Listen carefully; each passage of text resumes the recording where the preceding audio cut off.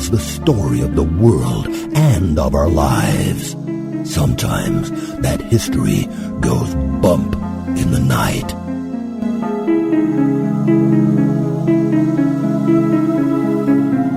Broadcasting from the center of oddity and the supernatural in Central Florida, it's the History Goes Bump podcast. Hello, you spooktacular people. Welcome to this 80th episode of the History Goes Bump podcast. Ghost tours for the theater of the mind. I am your host, Diane. And this is Denise. And we have another urban legend for you guys this evening, the legend of the Jersey Devil. And Denise, this one was actually supposed to be a moment in oddity. I asked our research assistant, Phil, to help me out with it. And by the time he got done with his research and digging into the true history behind this tale, I went, you know what? This is its own show. So here we are. And we will find out, is it really an urban legend or could it possibly? You know, I had no idea that the Jersey Devil was based in a lot of fact and based on some real people and a real family. And it's New England with all of its wonderful superstitions that we've been talking about when it came to the vampire craze or the Salem witch trials. The Jersey Devil. So here we go with another one. So you have to wonder if they get enough sun up there.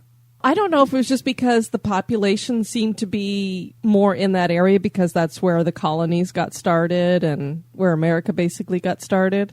St. Augustine is the oldest city in America, and we don't have no Salem witches and all of that going on down here. We're weird, but, you know, we have like weird Florida, but we don't have all of that other stuff. No, we have some really, we just have crazy Florida man down here. We all have the stupid criminals and stuff. Well, we have criminals, but we don't have crazes. Well, no, not like New England. It is definitely a rarity when it comes to that kind of thing. Before we get into talking about the Jersey Devil, we do want to point you over at our website.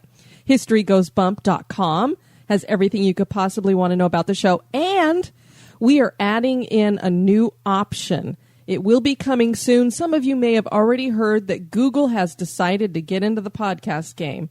And now Google Play is going to start putting podcasts up. I did all the back end stuff that we need to do to send the feed over there. So it is ready to go whenever Google Play launches their podcasting stuff, which I'm hoping is in the next week or two. We'll let you guys know when we do find out for sure that it's ready to go. And Denise, if anybody wants to contact us via email, where can they do that? They can do that at historygoesbump@gmail.com.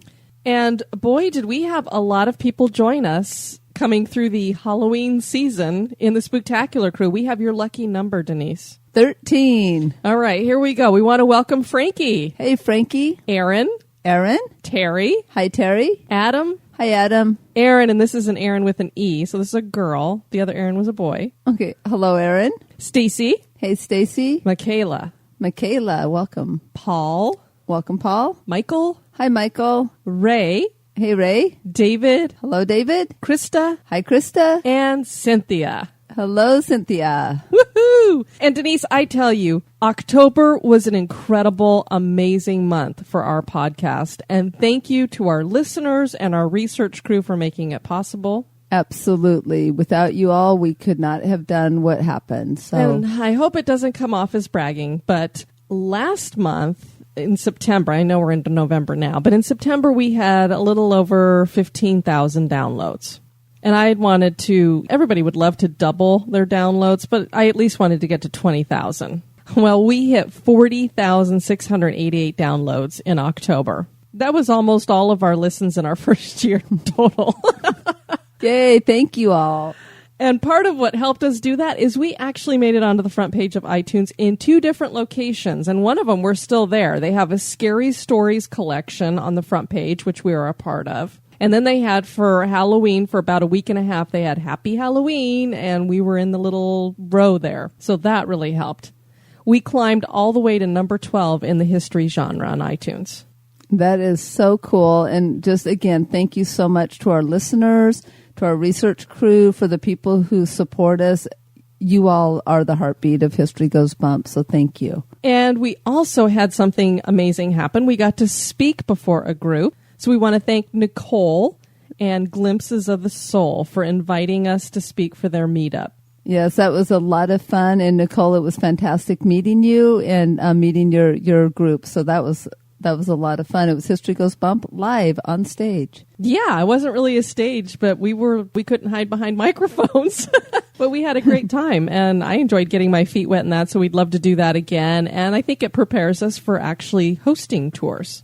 Absolutely. Speaking of tours, we are going to go to St. Augustine yet again. We had a listener contact us and say, hey, I'm going to be in town in St. Augustine.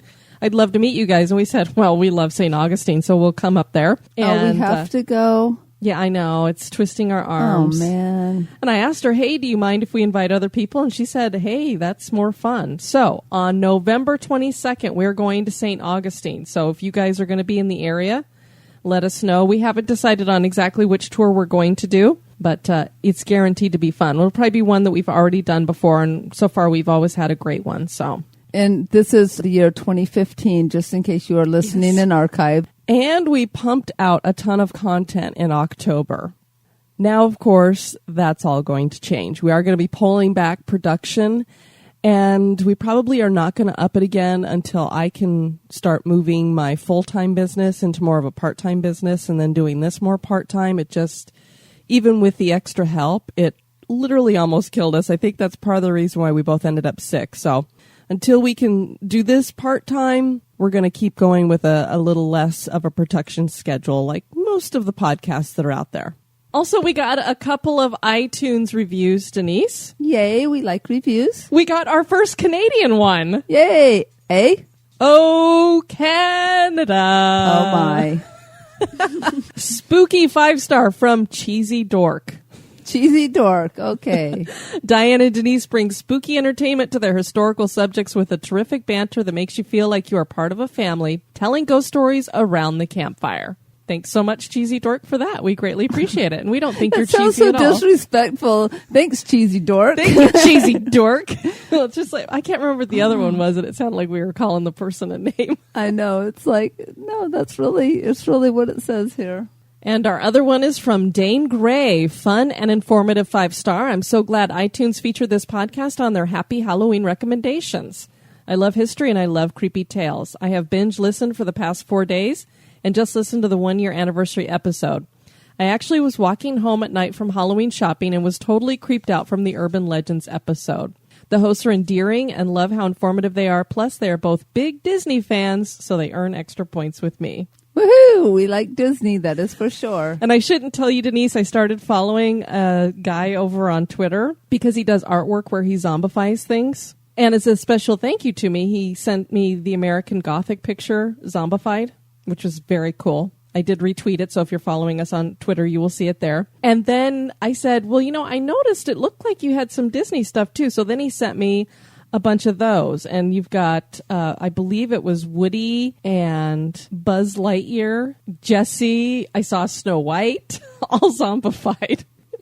Well, it's sort of like the picture that was posted on Facebook or in the Spooktacular crew where it was like all the spooky movies, but it was like Donald, Goofy, and Mickey, and I'm like, that's kind of cool and disturbing at the same time.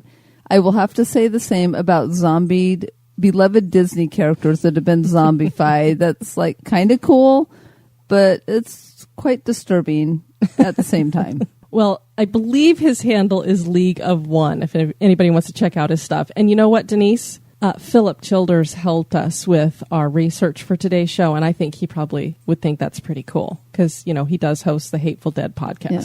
Just as long as I leave my Princess Tiana alone. All right, are you ready to get into the Jersey Devil? I most certainly am.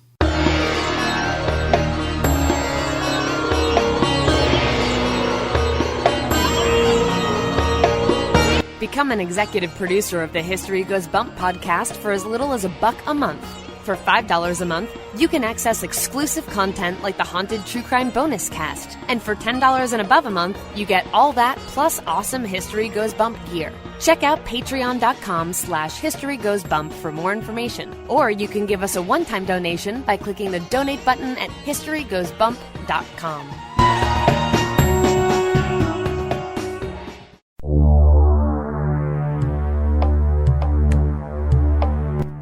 Welcome to this moment in Oddity history. There was a time in the 1930s when blizzards blew across the heartland that were not the typical white snow blizzards. These storms were called black blizzards. Droughts had ravaged the country since 1931, and the topsoil had eroded, and there was no moisture to hold it down. The results were what we commonly call the Dust Bowl. In 1934, a storm rose out of the Great Plains. It was a wall of dirt and dust, and it gained strength as it traveled east. The wall rose to 10,000 feet high. The sun was completely blotted out, and the air was suffocating.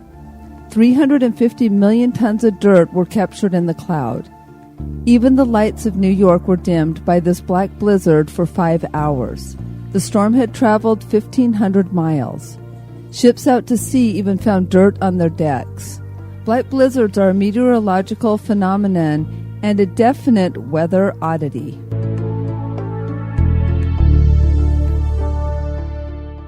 You're not afraid of a little ghost, are you?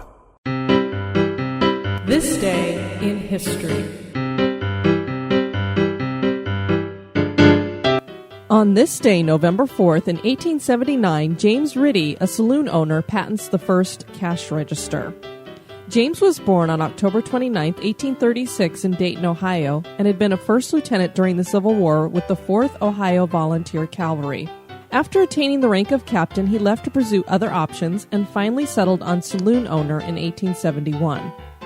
Business was great, but James soon found that his employees were not honorable and they were stealing from him.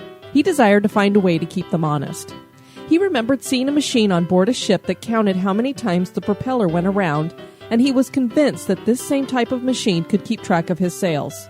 He asked his brother, who was a mechanic, to help him, and by the time they were done, they'd invented the first cash register. James called the machine Ritty's Incorruptible Cashier. This original cash register did not have a cash drawer. It basically kept track of the sales and how much each sale was worth, and thus he knew for sure if any employees were dipping into the cash. He started a company manufacturing the registers, but it was unsuccessful. Not many business owners were interested. James sold the patent, and John H. Patterson turned James's invention into a fortune. In 1884, Patterson founded the National Cash Register Company. James went back to the bar business, never knowing the impact his machine would have in merchandising.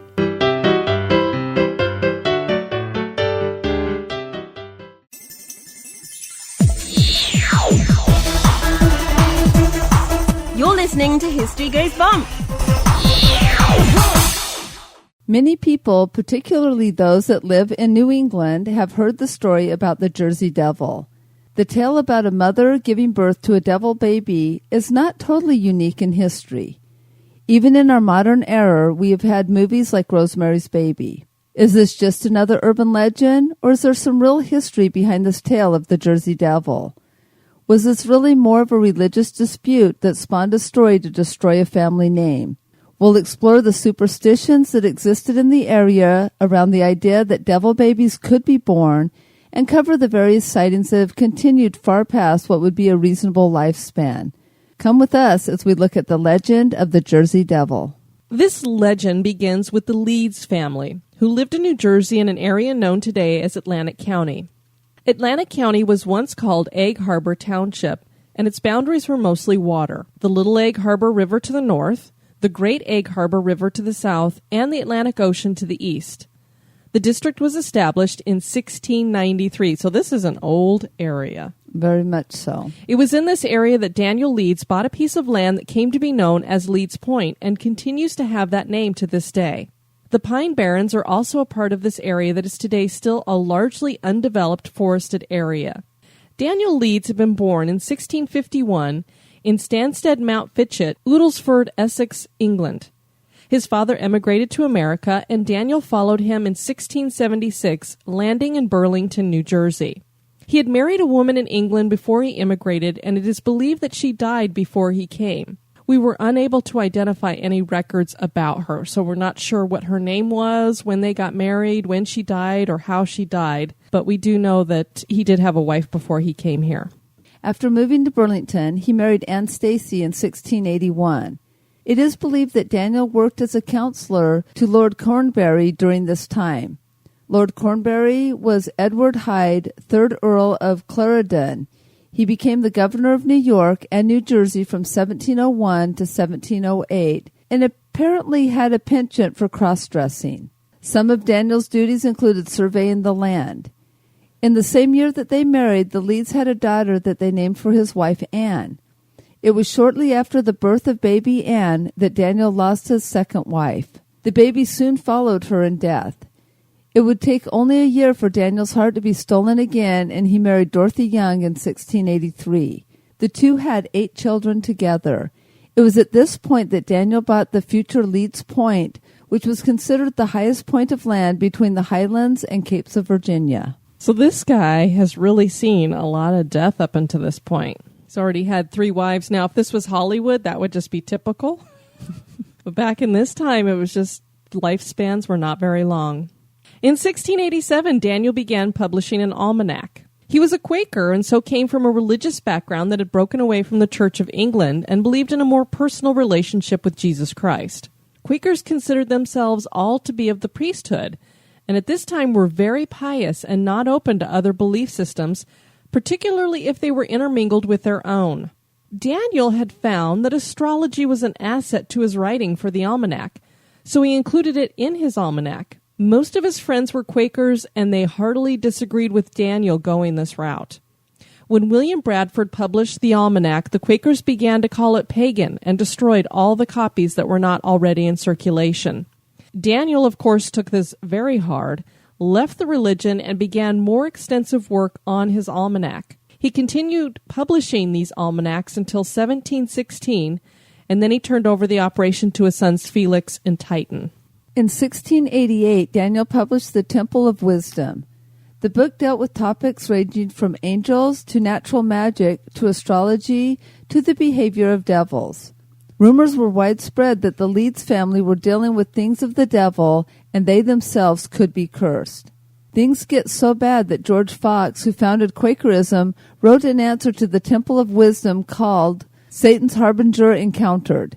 The pamphlet actually accuses Daniel Leeds of working with the devil. Daniel's 3rd wife, Dorothy, passed away in 1699. Daniel married a 4th woman, Jane Abbott Smout, who had been twice widowed herself. Yeah, so here is where we're getting into the religious dispute now. The Quakers, these aren't Puritans, but they're not very far removed from the Puritans. And they made oats, don't forget that.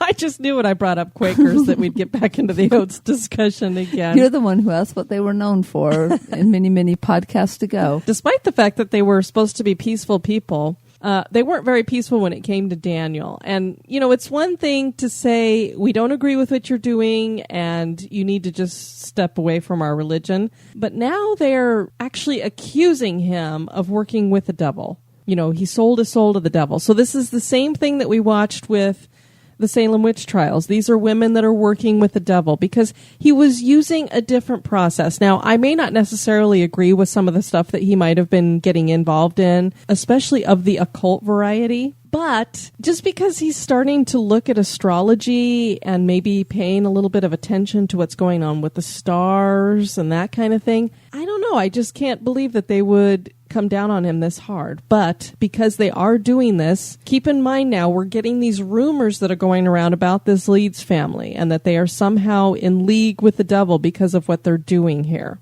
It is interesting that actually happens a lot. It seems that any belief system, whether it's religious or otherwise, it gets extreme, and we've talked about this before, starts to lead. It's like they always say they're peaceful, but as long as you're one of them.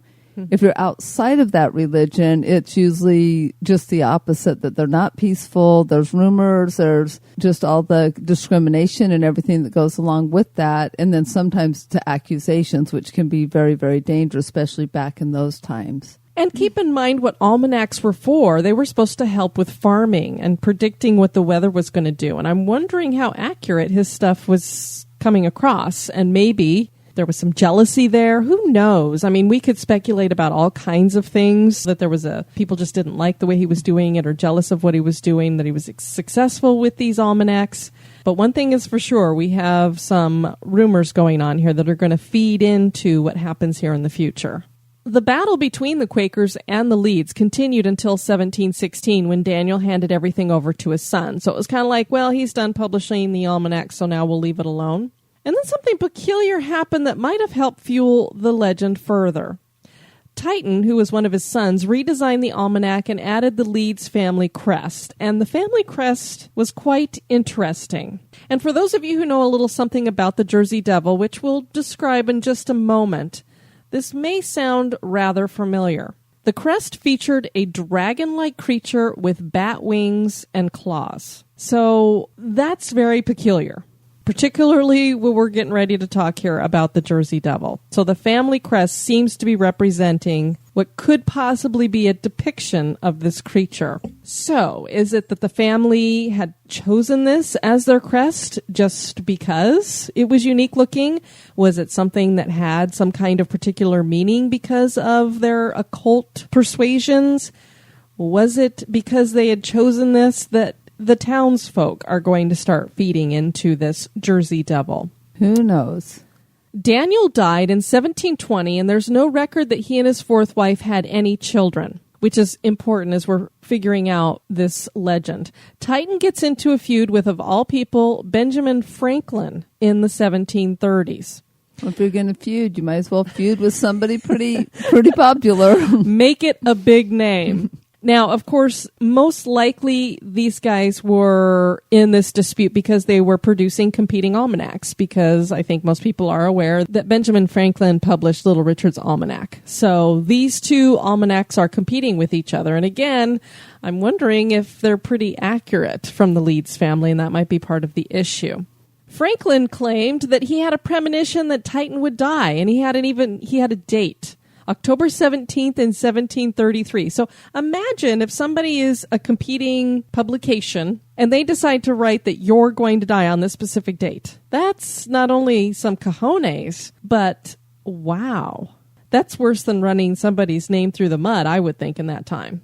Yeah, because it would almost, even if it was just a premonition or you thought you'd gotten a message, it would almost feel like a threat as well. Sure. I mean, why would you even say that and put a date down? That would feel very threatening. Titan actually died in 1738, so it was 5 years later, but Franklin continued to mock him even after his death. It was after Titan's death that the legend of the Jersey Devil is going to be born. And I have to just throw in, our research assistants occasionally throw their own little notes in with things. And Phil had said, well, we basically find out that Benjamin Franklin's an asshole. Which apparently he is. We know he was a lot more than just that. He was definitely a bad boy. The Pine Barrens that we mentioned earlier are the home for the Jersey Devil tales and sightings. The Little Egg Harbor River is known today as the Malika River, and I'm sure one of our listeners is going to let me know how I pronounced or did not pronounce that one correctly. Believe me, Denise, if we got it wrong, we'll find out. But that's why we adore them. They help us It's either Malika or Mullica. I'm not sure where the emphasis is. Oh, well, if you know, please let us know. The cedars that line the... They say things strange in Jersey anyway. You guys tell us in Jersey how you say Mullica. And now we got Diane going on accents again. Woohoo! The cedars that line the river stain it a blood red, giving it an eerie tinge. The area is full of bogs from which iron has been harvested. This helped in the production of ammunition during the Revolutionary War. It's easy to believe that a bizarre creature could be inhabiting these woods that also play home to the legendary white stag. The common tale that is told about the birth of the Jersey Devil is that a woman named Mother Leeds gave birth to the Jersey Devil in 1735. To match this with the true history we know, this would be a grandchild to Daniel Leeds. Japhet Leeds was married to a woman named Deborah, and he named 12 children in his will. Possibly they were the parents of the child of legend. Mother Leeds already had 12 children, and this would be her 13th. She was not pleased. She was poor and couldn't feed the children she already had, so she declared, "Let it be a devil." When the child was born, it was horribly deformed or became horribly deformed before several witnesses and actually crawled away from the womb and up the chimney. Some accounts claim the creature attacked a couple of people before escaping. In the legends that are told, all they ever say is Mother Leeds. You don't know who she's married to, who the father is, or anything, but you have the Leeds name. This is a real family. They really lived during this time. So there has to be some kind of reality there. And Japhet would have been a brother to Titan. So it makes you wonder, if he's got 12 children that he's named in his will, was there a 13th child born? And is there a reason why that 13th child would not be named? So it's a possibility that this is the one. We're speculating when we say that. So I don't know who Mother Leeds actually was, who she was married to, and who these children were. And for all we know, again, it's an urban legend. The whole thing could have been made up and used a real family name. Exactly. And then there's our magical number 13 again that everybody likes to throw out if they want it to be creepy or evil. The Jersey Devil is described as looking like a horse with the huge leathery bat wings, horns, forked tail, and clawed front legs that are very short. Its eyes glow red. The creature gives off a blood-curdling scream. Sightings of the Jersey Devil foretell bad things coming. Shipwrecks and storms follow sightings. The first documented sighting occurred in 1859. There was another in 1873 and another in 1880. Even Napoleon's brother claimed to have seen the creature while hunting.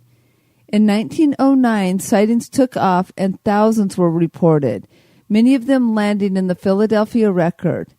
The report started in January when a man named Zach Cousins reported seeing it on a roadside. He described the experience by saying, quote, "I first heard a hissing sound, then something white flew across the street. I saw 2 spots of phosphorus, the eyes of the beast. It was as fast as an auto," end quote. Animal mutilations followed sightings. After that year, no one reported seeing the Jersey Devil until 1927. And then the tale seemed to go dead until 1951. When a young boy claimed to see the monster outside his window dripping in blood. After that, people claimed to hear unearthly cries coming from the forest. In 1966, Stephen Silkoch's farm was apparently visited by the Jersey Devil, and his animals were torn apart. People venture to Leeds Point to catch a glimpse of the creature, and there are still claims that something is living in those woods that is not a common woodland animal. Devil babies have cropped up in many legends. The Jersey Devil is not unique.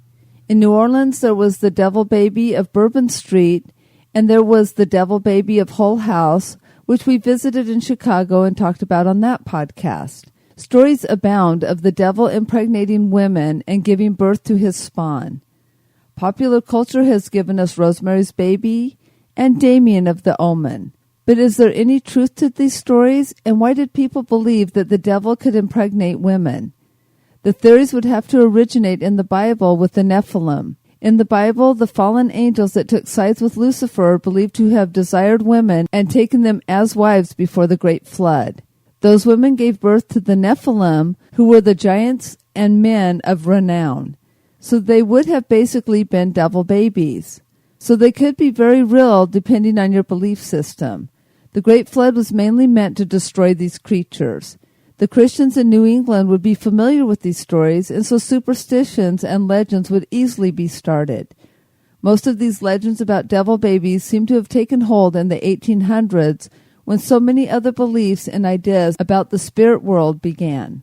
Yeah, it's not an original story to hear the devil or some kind of demon impregnating a woman, and then you have a demon baby or something like that being born. You know, and the reason why we brought in the Nephilim is to talk about that this is something that is a reality. It's not just some urban legend, that there is this possibility that fallen angels can impregnate human women, and that it did happen before in the past. So the possibility of it happening again is tangible. But then there's the very real possibility of birth defects. So remember, we don't hear anywhere in here that Mother Leeds is cavorted with a demon or Satan and had a baby. She basically cursed the baby herself, saying, I'm pregnant again, let it just be a devil. And then it's born, and it's reportedly deformed. Does that make it a demon baby? Well, no, definitely not. In our current era, we have seen everything and know all about the various medical conditions that could make a baby appear to be some kind of a monster. Could it be that children that were accused of being the devil's spawn were really just normal human beings who got a bad break in the gene pool? Eugenics was taking root during this same time, and there was a very popular call to get rid of those that were less than perfect. America has a very dark history, just as most of the world does, when it comes to people who were born different. Freak shows cropped up everywhere, giving these people who were different in some way a place to call home and be gawked at by those who didn't understand genetics. The Jersey Devil could very well have been a deformed child that was hidden away and rumors were started. It's the same thing when we went to the Hull House, the devil baby. All of these make you start sitting there going, these were just deformed children. Or they could have been mentally handicapped, and that's all that was going on there. And yet this is how they were being ostracized. Well, right, because they would start looking at accounts, of claws and stuff. And a teacher that I absolutely adored when I was in junior high school, so I guess what some people call middle school now.